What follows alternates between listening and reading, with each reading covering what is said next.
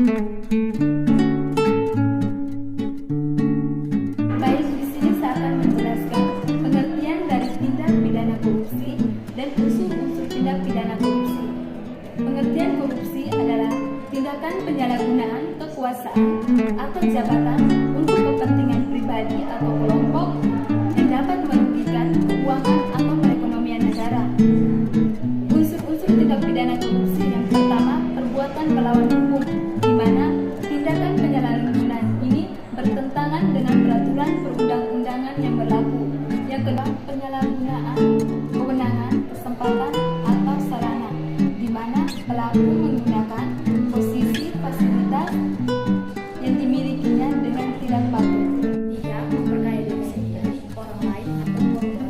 Tujuan dari tindakan tersebut adalah untuk mendapatkan keuntungan pribadi, kelompok atau barang usaha secara bersama. Empat, merugikan keuangan negara atau perekonomian negara. Akibat dari tindakan tersebut menentukan kerugian finansial. Dalam Undang-Undang Nomor 31 Tahun 1999 dan juga Undang-Undang Nomor 20 Tahun 2001 menjelaskan tentang pemberantasan tindak pidana korupsi. Nah, ada beberapa jenis tindakan pidana korupsi. Yang pertama adalah menyuap. Nah, salah satu contoh dari tindak pidana korupsi suap menyuap adalah memberikan uang kepada individu untuk bisa memenangkan suatu bidang tertentu. Nah, yang kedua ada keuangan negara, yang dimana seseorang melakukan penggelapan dana terhadap uang milik institusi tertentu.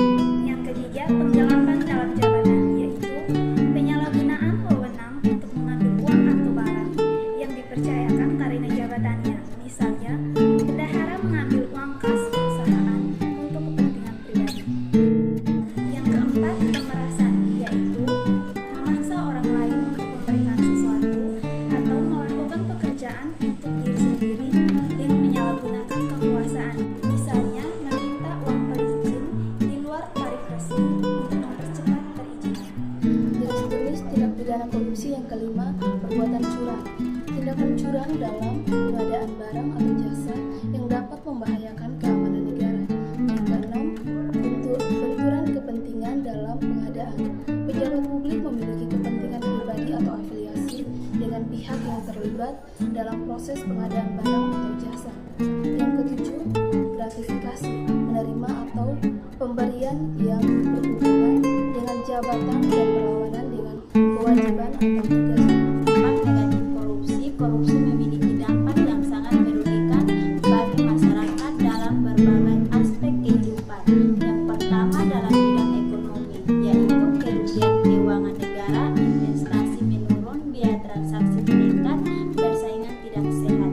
Yang kedua dalam bidang sosial, yaitu ketidakadilan, kesenjangan sosial, kemiskinan meningkat, kehilangan kepercayaan masyarakat terhadap pemerintah. Penegakan korupsi yang ketiga itu dalam bidang hukum. Nah, penegakan hukum menjadi lemah, ketidakpastian hukum, pelanggaran hak asasi manusia. Yang keempat itu dalam bidang politik. Dalam bidang politik itu demokrasi terancam, stabilitas politik, citra negara buruk dalam mata internasional.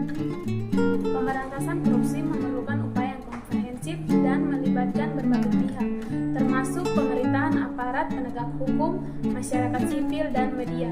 Beberapa upaya yang dilakukan antara lain: yang pertama, pencegahan, meningkatkan transparansi dan akuntabilitas, memperkuat sistem pengawasan pendidikan anti korupsi.